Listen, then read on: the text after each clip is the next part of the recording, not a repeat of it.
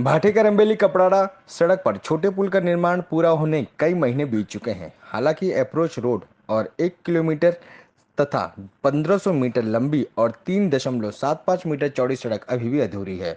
विभागीय अधिकारियों द्वारा सड़क का डामरीकरण कार्य न होने का कारण बारिश बताने के मामले में भी सामने आ रहे हैं। हालांकि निवासी इसे लेकर बिल्कुल भी आश्वस्त नहीं है।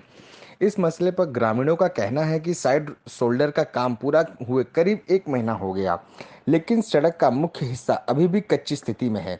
इसके अलावा बरसात के दिनों में इस सड़क से गुजरने में पैदल यात्री व वाहन चालकों को परेशानी का सामना करना पड़ता है। अधिकारियों व ठेकेदार की शीलता से ग्रामीणों में आक्रोश है।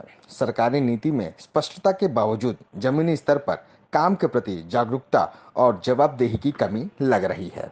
આજે વર્ષોથી સમસ્યા હતી અને એના માટે અમે પુલની માગણી કરી। પુલ આવ્યો પણ પુલનું કામ લગભગ 6 મહિના ચાલ્યા, પણ 6 મહિનાથી આજ દિન સુધી આ પુલનું કામ પૂર્ણ થયેલ નથી। અને મને જાણવા મળેલ ત્યાં સુધી 2 કરોડ રૂપિયા પાસ થઈ રહ્યા એમ કે એમાં પુલ બનાવવાનો, અને અહીંયાથી જે ડુબાણમાં આવતો રસ્તો લેવલિંગ કરીને પાકો બનાવવાની વાત હતી, પણ આજ દિન સુધી લેવલિંગ તો નહીં થયું પણ પાકો બી નથી થયો। બંને સાઈડથી કામ અધૂરું છે। હવે એ તો નવો નવો વરસાદ છે, અરે જેમ વધારે વરસાદ પડશે અડધો રસ્તો તો ધોવાઈ જવાનો છે અને લોકોને અવર જવર માટે કેટલી તકલીફ પડશે એ આગળની વાત છે। રોડ એવો બનાવ્યો છે કે પહેલાં કરતાં બી અત્યારે નવો બનાવ્યો પણ બરાબર સારી હાલત નથી। હવે શું છે, પાકું ડામરિંગ આ તો કર્યું નહીં મળે। હવે એ વરસાદ વધારે આવશે તો ધોવાઈ જશે।